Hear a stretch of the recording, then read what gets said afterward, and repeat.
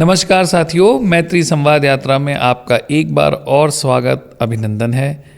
स्वागत और अभिनंदन की इस बेला में मैं आपका ध्यान दिलाना चाहता हूं कि हमारा त्यौहार होली आ रहा है। मैं आपको होली की पूर्व में ही बहुत सारी हार्दिक शुभकामनाएं देता हूं।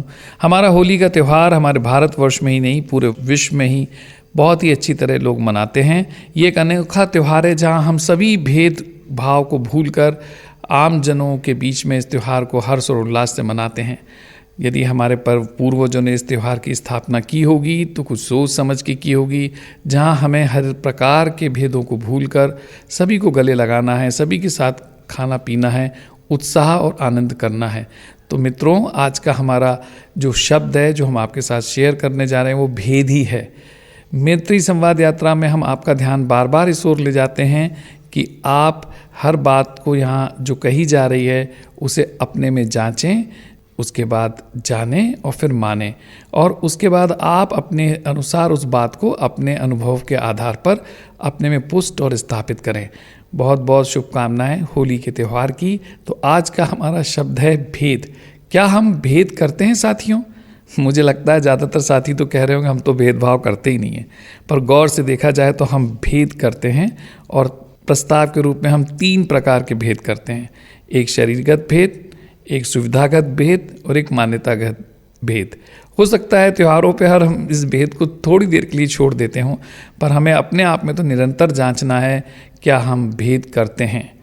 शरीरगत भेद से मतलब है यहाँ पे कि हम देखते हैं कि सामने वाला स्त्री है, पुरुष है, बालक है, काला है, गोरा है, तो हम उस हिसाब से अपनी बात को रखते हैं। सुविधागत भेद से यहाँ पे समझा जा सकता है कि उसके पास सुविधा क्या है, क्या वो किसी पद पे है या वो धनवान है या उसके पास कार है या बंगला है। हम इस प्रकार से उसका आकलन करके उसी प्रकार से उससे बात करते और रखते हैं। मान्यतागत भेद से यहाँ अर्थ है कि हमारी मान्यता क्या है, क्या वो हमारी मान्यताओं का है या किसी दूसरी मान्यता का है, या वो किसी और परंपरा का है या किसी तीसरी परंपरा का है। होली के दिन तो हम ये सब भेदभाव भूल के एक दिन तो होली अच्छे से मना लेते हैं, पर दूसरे दिन से फिर क्या प्रस्ताव के रूप में फिर कह रहा हूँ, हम भेद शुरू कर देते हैं। इस भेद को जानने के लिए हमें पल पल अपने में इसको देखना पड़ेगा, और भेद से ही हम सामने वाले का सम्मान और अपमान करते हैं, और सम्मान और अपमान करने से हम अपने आप को ही सुखी दुखी बनाते रहते हैं। तो प्रस्ताव के रूप में 3 प्रकार के भेद हम करते हैं, इसे आप जांचिए, कमेंट्स बॉक्स पे लिखिए। मैं एक बार और दोहरा देता हूँ, शरीरगत भेद, सुविधागत भेद और मान्यतागत भेद। क्या आप भेद करते हैं? तो कमेंट्स बॉक्स में बताइएगा हाँ या नहीं। और क्या आप इन तीनों प्रकारों के भेदों को पल पल अपने में जांच रहे हैं, परख रहे हैं, या देख रहे हैं या देख पाते हैं? धन्यवाद साथियों। मैत्री संवाद में यात्रा में आपने अपने को सुनने के लिए उपलब्ध करा रखा है, ये भी बहुत अच्छी बात है।